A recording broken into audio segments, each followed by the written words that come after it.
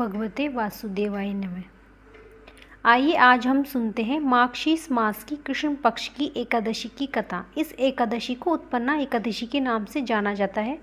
श्री सूत जी बोले कि हे मुनियों, विधि सहित इस एकादशी महात्म्य को भगवान श्री कृष्ण ने कहा था। भक्तजन ही इस व्रत को प्रेम पूर्वक सुनते हैं। इस लोक में अनेक सुखों को भोग कर अंत में विष्णु पद को प्राप्त करते हैं। श्री सूत जी से पूछा कि हे प्रभु, इस एकादशी व्रत का महात्म्य में क्या है? इस व्रत को करने से क्या पुण्य मिलता है? इसकी विधि क्या है? आप कृपया करके मुझसे बताइए। ऐसा सुनकर श्री भगवान ने कहा कि हे अर्जुन, सबसे पहले हेमंत ऋतु के माघशीष महीने में कृष्ण पक्ष की एकादशी का व्रत करना चाहिए।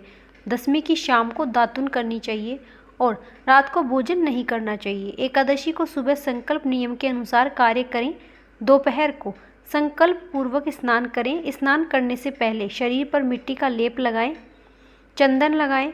चंदन लगाने का मंत्र इस प्रकार है: अश्व क्रांते रथ क्रांति विष्णु कांति वसुंधरे वरतापी बराहेन कृष्णा न सता बाहु न मृत्या के हरम पापयन मया पूर्वक समचिंतमणि परमा गतिम। स्नान के बाद धूप दीप नैवेद्य से भगवान का पूजन करें। रात को दीपदान करें। यह सत्कर्म भक्ति पूर्वक करने चाहिए। उस रात को नींद और स्त्री प्रसंग को त्याग करें। एकादशी को दिन तथा रात्रि में भजन सत्संग आदि शुभ कर्म करें। उस दिन श्रद्धापूर्वक ब्राह्मणों को दक्षिणा दें और उनसे अपनी गलती की क्षमा मांगे। धार्मिक जनों को शुक्ल और कृष्ण पक्ष की दोनों एकादशी हो एक साथ समझना चाहिए। उनमें भेद नहीं करना चाहिए।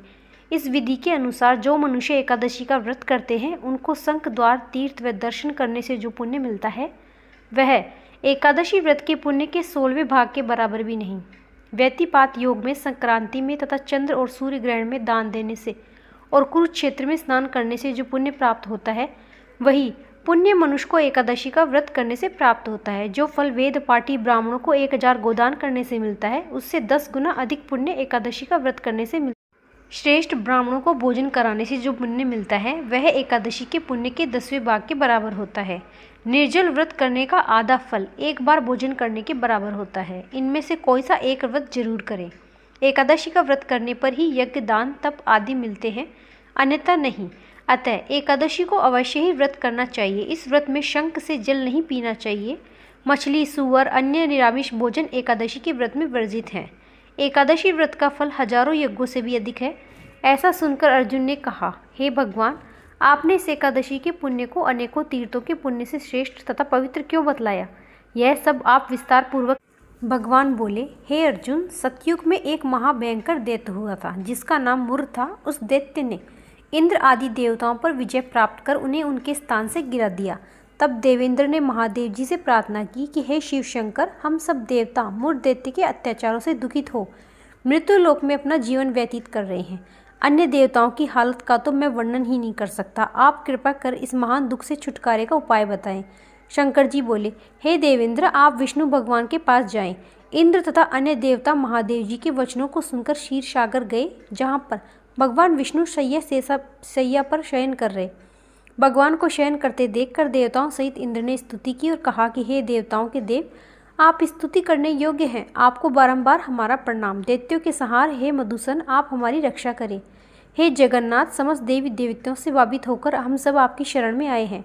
इस समय दैत्यों ने हमें स्वर्ग से निकाल दिया और हम सब देवता पृथ्वी पर विचरण कर रहे हैं। अब आप ही हमारी रक्षा करें, रक्षा करें, रक्षा करें। तब देवताओं के द्वारा करुणा पुराण सुनकर श्री विष्णु भगवान बोले, हे देवताओं, वह कौन सा दैत्य है जिसने देवताओं को जीत लिया? भगवान के उन अमृत रूपी वचनों को सुन इंद्र बोले, हे भगवान, प्राचीन समय में नाड़ी जंगम का नाम का एक दैत्य था। उस दैत्य की ब्रह्म वंश में उत्पत्ति हुई थी।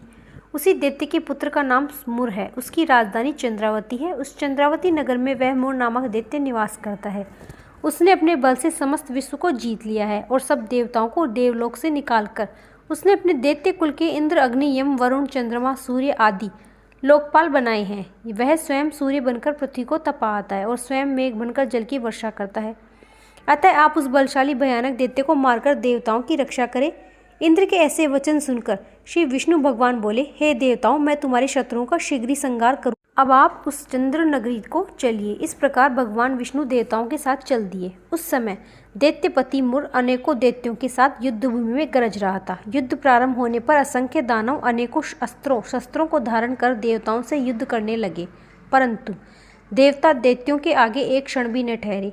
तब भगवान विष्णु भी युद्ध भूमि में आ गए। जब दैत्यों ने भगवान विष्णु को युद्ध भूमि में देखा तो उन पर अस्त्रों शस्त्रों का प्रहार करने लगे। भगवान भी चक्र और गदा से उनके अस्त्र शस्त्रों को नष्ट करने लगे।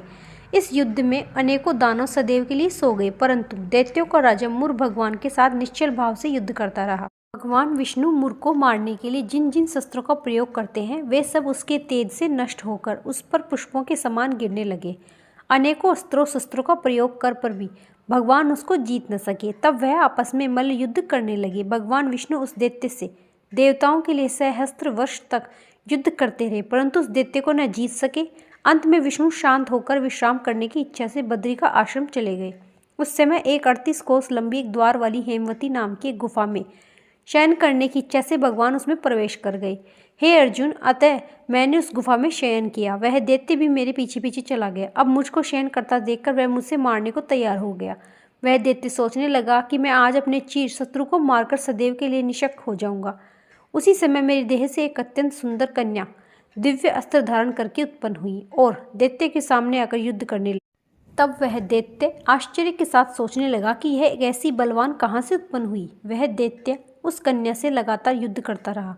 कुछ समय बीतने पर उस कन्या ने क्रोध में आकर उस दैत्य के अस्त्र शस्त्रों के टुकड़े टुकड़े कर दिए। उस कन्या ने उसका रथ तोड़ डाला। तब वह दैत्य महान क्रोध में भरकर उसके मल्ल युद्ध करने लगा। उस कन्या ने उसको धक्का मारकर मूर्छित कर दिया। उठने पर उसका सिर काट लिया। वह दैत्य सिर कटते ही पृथ्वी पर गिर गया और मृत्यु को प्राप्त हो गया। अन्य समस्त दानव भी ऐसा देखकर पाताल लोक को चले गए। जब भगवान विष्णु की निद्रा टूटी तो उस समय दैत्य को मारा देखकर अत्यंत आश्चर्य करने लगे और विचारने लगे कि इस दैत्य को किसने मारा। तब वह कन्या भगवान से हाथ जोड़कर बोली कि हे भगवान, यह दैत्य आपको मारने को तैयार था। तब मैंने आपके शरीर से उत्पन्न होकर इसका वध किया।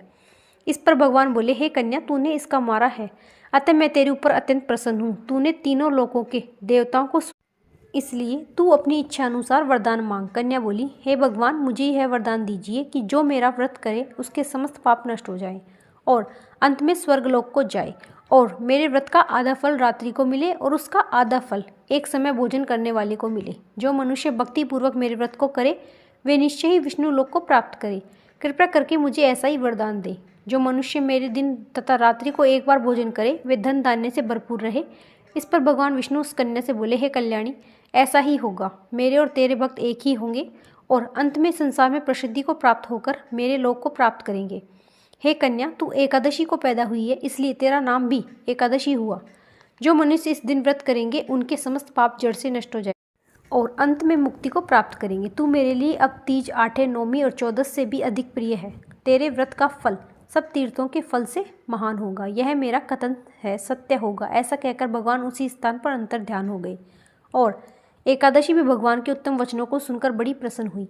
भगवान श्री कृष्ण बोले, हे अर्जुन, सब तीर्थों में सब व्रतों के फल से एकादशी व्रत का फल सर्वश्रेष्ठ है। मैं एकादशी व्रत करने वाले मनुष्यों के शत्रुओं को नष्ट कर देता हूँ और उन्हें मोक्ष देता हूँ। उन मनुष्यों के विघ्नों को मैं स्वयं ही नष्ट कर देता हूँ। हे अर्जुन, यह मैंने तुमसे एकादशी की उत्पत्ति के बारे में बतलाया। एकादशी व्रत समस्त पापों को नष्ट करने वाला है और सिद्धि को देने वाला है। उत्तम मनुष्य को दोनों पक्षों की एकादशी को समान समझना चाहिए, उनमें भेदभाव नहीं करना चाहिए। एकादशी की छोटी व्रत कथा हमारे चैनल पर अपलोड हो चुकी है, तो वो भी आप सुन सकते हैं। अगर अच्छी लगी हो वीडियो तो लाइक ज़रूर करें। राधे राधे।